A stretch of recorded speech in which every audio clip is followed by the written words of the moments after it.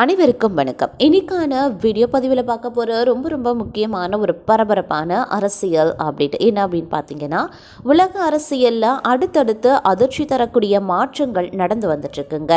உலக அளவில் பல நாடுகளில் உள்நாட்டு அரசியல் மோதலும் நாடுகளுக்கு இடையிலான அரசியல் மோதலும் உச்சமடைந்திருக்கு அப்படின்னு தான் சொல்லணும். இதனால் திக்குமுக்காடி போன உலக அரசியலில் ட்ரம்ப் வந்த நேரத்தில் அடுத்தடுத்து கவிழக்கூடிய உலக அரசுகள் இனி அடுத்தடுத்து என்ன நடக்க போகிறது, இந்த நிகழ்வுக்கு ட்ரம்பினுடைய முடிவுகள் என்னவாக இருக்கும் அப்படிங்கிற கேள்வியும் தற்போது எழுந்திருக்கு அப்படின்னு சொல்லலாம். இது குறித்த முழுமையான தகவலை நீங்கள் தெரிஞ்சுக்க வீடியோவை ஸ்கிப் பண்ணாமல் கடைசி வரைக்கும் பாருங்க. இந்த பதிவு உங்களுக்கு மிக பயனுள்ள விகிதத்தில் இருக்கும்.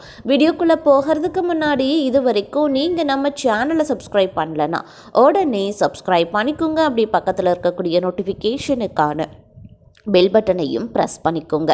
சரி நேயர்களே, வாங்க வீடியோக்குள்ளே போகலாம்.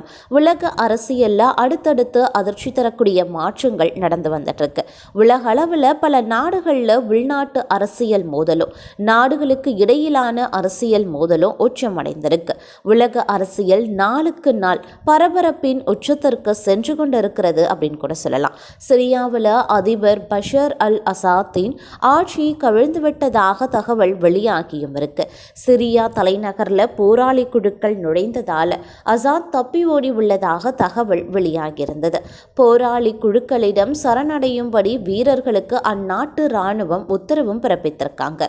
50 வருட ஆட்சி கவிழ்ந்துவிட்டதாக வீரர்களுக்கு அந்நாட்டு இராணுவம் அறிவிப்பு வெளியிட்டுள்ளதாக தகவல்கள் வெளியாகியிருக்கு. சிரியாவில் இருந்து அதிபர் பஷர் அல் அசாத் விமானத்தில் ரகசியமாக தப்பி ஓடிவிட்டதாக தகவல் வெளியாகியிருக்குங்க. இத்தனை காலமாக பல போராளி அமைப்புகள் அங்கே சிரியா அரசை எதிர்த்து போராடி வந்திருக்கு. இப்படிப்பட்ட நிலையில தான் அதிகம் அறியப்படாத அயாத் சர்தார் அல் ஷாம் அப்படின்ற குழு அங்கே வெற்றியடைந்தும் இருக்காங்க அப்படின்னு சொல்லலாம். இது கிட்டத்தட்ட மிகப்பெரிய அரபு புரட்சியாகவே பார்க்கப்படுதுங்க. ஈராக்கில் அமெரிக்காவிற்கு எதிராக அல் கொய்தா போராடியது பலருக்குமே தெரியும். அந்த அல் கொய்தாவில் இளம் போராளியாக அனுபவம் பெற்ற இராணுவ தளபதியான அபு முகமது அல் ஜுலானி என்பவரால் HTS உருவாக்கப்பட்டிருந்தது. அவருடன் தற்போது 10க்கும் மேற்பட்ட போராளி குழுக்கள் கைகோர்த்திருக்காங்க. இப்படிப்பட்ட நிலையில தான் சிரியாவில் அதிபர் பஷர் அல் அசாத்தின் ஆட்சி முடிவிற்கு வந்துள்ளதாக தகவல்களும் வெளியாகியிருக்கு. அவருக்கு எதிராக கிளர்ச்சியாளர் படை கிட்டத்தட்ட 50 வருடங்களாக போராடி வந்துட்டுருக்காங்க. அந்த போர் இன்று அசாத் வீழ்ச்சி காரணமாக முடிவிற்கு வந்ததாகவே கூறப்படுதுங்க. பிரான்ஸ் கவிழ்ந்திருக்கு. அதாவது அரசியல் நெருக்கடி காரணமாக பிரான்ஸ் அரசு கவிழ்ந்திருக்காங்க அப்படின்னு சொல்லலாம்.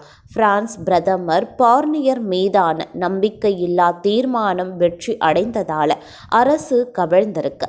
அதிபர் இமானுவேல் மேக்ரானும் பதவி விலக வேண்டும் அப்படின்னு எதிர்கட்சிகள் போர்கொடி தூக்கியிருக்காங்க. நம்பிக்கையில்லா வாக்கெடுப்பில் பிரதமர் மைக்கேல் பார்னியர் தோல்வி அடைந்ததை அடுத்து பிரான்ஸ் அரசு கவிழ்ந்திருக்காங்க. அவர் அதிபர் இமானுவேல் மக்ரோனால் நியமிக்கப்பட்ட 3 மாதங்கள்ல ஆட்சி கவிழ்ந்திருக்காங்க. சர்ச்சைக்குரிய வகையில் சிறப்பு அதிகாரங்களை பயன்படுத்தியது, வரவு செலவுல முறைகேடுகளை செய்ததாக கூறி அவர் மீது நம்பிக்கையில்லா தீர்மானம் கொண்டு வரப்பட்டிருக்கு. 1962க்கு பிறகு நம்பிக்கையில்லா வாக்கெடுப்பில் நாட்டின் அரசாங்கம் கவிழ்வது இதுவே முதல் முறையாகும் அப்படின்னு சொல்லலாம். அதே போல சமீபத்தில் தான் தென்கொரியாவில் அவசர நிலை பிரகடனப்படுத்தப்பட்டு பிறகு வாபஸ் பெறப்பட்டிருக்கு. இரவோடு இரவாக இந்த அறிவிப்பை தென்கொரிய அதிபர் வெளியிட்டிருக்கார். கிழக்கு ஆசிய நாடுகளில் ஒன்றான தென்கொரியாவில் தேசிய அவசர நிலை பிரகடனம் செய்யப்பட்டிருக்குங்க. இரவோடு இரவாக இந்த அறிவிப்பை தொலைக்காட்சியில் தோன்றி தென்கொரிய அதிபர் யூன் சாக் யோல் அறிவித்திருக்காரு. ஜனநாயக நாடான தென்கொரியாவில் கடந்த 50 ஆண்டுகளில் முதல் முறையாக அவசர நிலை பிரகடனம் செய்யப்பட்டிருக்கு. அதன் பின் அதை அவர் வாபஸும் வாங்கியிருக்கார். அவரின் அவசர நிலை அறிவிப்பிற்கு சொந்த கட்சி எம்பிக்கள் மற்றும் கடும் எதிர்ப்பு தெரிவித்த நிலையில் யாருடைய ஆதரவும் இல்லாத அவசர நிலை பிரகடனப்படுத்தப்பட்டிருக்கு அப்படின்னு கூட சொல்லலாம். அதே மாதிரி பார்த்தோம் அப்படின்னா உடனடியாக போர் நிறுத்தம் வேண்டும் அப்படின்னு குறிப்பிட்டிருக்கக்கூடிய டொனால்ட் ட்ரம்ப் இந்த பைத்தியகாரத்தனத்தை முடிவுக்கு கொண்டு வர உக்ரைனுக்கும் ரஷ்யாவிற்கும் இடையே பேச்சுவார்த்தைகளுக்கு அழைப்பு விடுத்திருக்கிறதாகவும் தற்போது ஒரு தகவல் வெளியாகி இருக்கிறதுங்க. அதாவது மற்றொரு புறம் பார்த்தோம் அப்படின்னா டொனால்டு ட்ரம்பினுடைய இந்த அழைப்பு உக்ரைனிய ஜனாதிபதி ஜெலன்ஸ்கி மற்றும் ரஷ்ய ஜனாதிபதி ஆகியோர் தங்களின் நிபந்தனைகளை பட்டியலிட தூண்டியிருக்கிறதாகவும் சொல்லப்பட்டிருக்காங்க. அது மட்டும் இல்லாமல் இந்த நிலையில் கடந்த மாதம் நடந்த அமெரிக்க ஜனாதிபதி தேர்தலில் ட்ரம்ப் வெற்றி பெற்றதுக்கு பிறகு பாரிஸில் ஜெலன்ஸ்கியை நேருக்கு நேர் சந்தித்து பேசிய சில மணி நேரங்களுக்கு பிறகு தனது கருத்துக்களை ட்ரம்ப் தெரிவித்திருக்கார். உக்ரைன் மற்றும் ரஷ்ய மோதலுக்கு பேச்சுவார்த்தை மூலமாக ஒரு முடிவை கொண்டு வருவதாக தேர்தல் பரப்புரையின் போதே உறுதியளித்தார். ஆனால் இதுவரைக்கும் தமது திட்டம் தொடர்பில் அவர் எந்த விளக்கமும் வழங்கலை. இந்த நிலையில் ஜெலன்ஸ்கியும் உக்ரைனும் ஒரு ஒப்பந்தத்தின் ஊடாக இந்த பைத்தியகாரத்தனத்தை முடிவுக்கு கொண்டு வர விரும்புகிறார்கள் என்று ட்ரம்ப் தனது சமூக ஊடக தளமான ட்ரூத்தில் பதிவு செய்தும் இருக்கிறார்.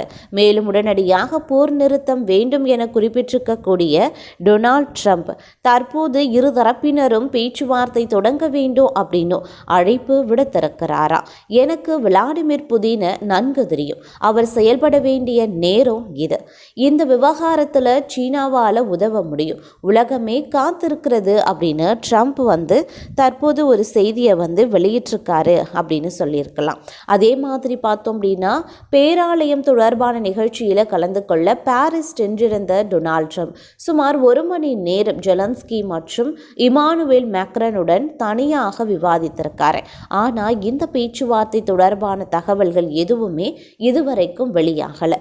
ட்ரம்பின் போர் நிறுத்தம் தொடர்பான அழைப்புக்கு கருத்து தெரிவித்திருக்கக்கூடிய ஜெலன்ஸ்கி அமைதி அப்படிங்கிறது வெறும் காகிதத்தில் பதிவு செய்யப்படுபவை அல்ல, உத்தரவாதம் தேவை அப்படின்னு சொல்லியிருக்காரு. ரஷ்யாவுடன் பயனுள்ள சமாதானத்தை பற்றி பேசும்போது முதல்ல சமாதானத்திற்கான பயனுள்ள உத்தரவாதங்களை பற்றி பேச வேண்டும். உக்ரைனியர்கள் மற்றவர்களை விடவும் தற்போது அமைதியை விரும்புகிறாங்க அப்படின்னு குறிப்பிட்டிருக்காரு அப்படின்னு கூட சொல்லலாங்க. அது மட்டும் இல்லாமல் மற்றொரு புறம் பார்த்தோம் அப்படின்னா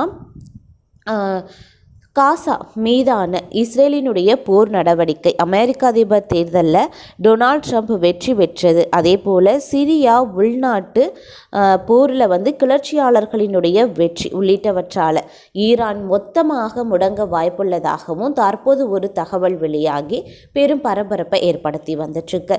இதில் மீண்டு வர ஈரான் 7 பெரிய சவால்களை சந்திக்க வேண்டியும் இருக்குமா. ஈரான் மத்திய கிழக்கில் இருக்கக்கூடிய முக்கிய நாடுகளில் ஒன்று அப்படின்னு சொல்லலாம்.